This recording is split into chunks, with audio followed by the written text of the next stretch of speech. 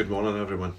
The other week I watched a programme on TV. Well, there were two programmes. One was about Bletchley and everything that the Codebreakers did, and the other programme was again centred on what happened during the war, and it centred on the spies that actually made D-Day happen, and how there were a number of spies who came to the UK from Germany who were turned really and became double agents, and who were used to actually spread disinformation back to Germany, so that the Germans actually thought that the D-Day landings were going to come round about Calais.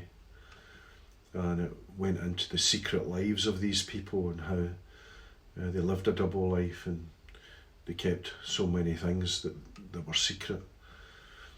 One thing to someone, and yet actually working secretly for the British. Maybe think about the question, how many of us are secret disciples? Now, you may think that's strange.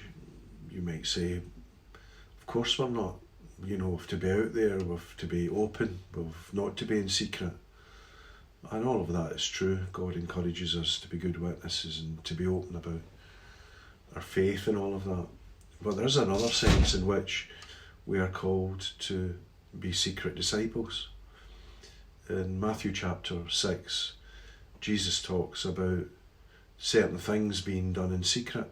So he talks about when it comes to religious acts and following Christ, that to do those things in secret. When it comes to giving, he talks about the right hand not knowing what the left hand is doing, that it's to be done in secret. When it comes to prayer, he talks about going in and shutting the door and praying to your Father in heaven in secret. And when the Father sees what's done in secret, so he comes with great reward. And that's the challenge, I suppose, for us. What are we doing in secret that affects the kingdom of God? What are we doing in secret that builds the kingdom of God? What are we doing that others don't know about, that actually add to the kingdom? There's also another side to that. In Job 31 verse 4, it says, God knows everything I do, every step I take. God knows everything I do, every step I take. Well, that can be quite challenging as well, when you think that God knows everything. We can find ourselves feeling embarrassed. We can find ourselves feeling ashamed. We can find ourselves falling short of the mark. And yet, it's in those moments that Jesus comes to us. We were talking about this as a leadership the other night. That in our worst moments, in our most embarrassing moments, in our most ashamed moments, even there Jesus meets us with love and with grace, with acceptance, and with the possibility to do better.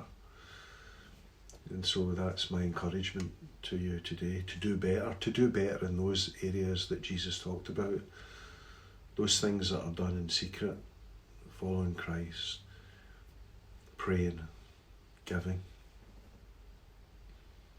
This week we're going to be continuing in Acts, and we're going to be looking at the speech that Peter made. So we hope, whether it's online or whether you're with us in person, that you'll join us there, and maybe between now and then, do some of those things in secret. Be different from the Pharisees who were in public show to everyone, but rather do those things in secret that count for the kingdom of God. Have a great week. Bye.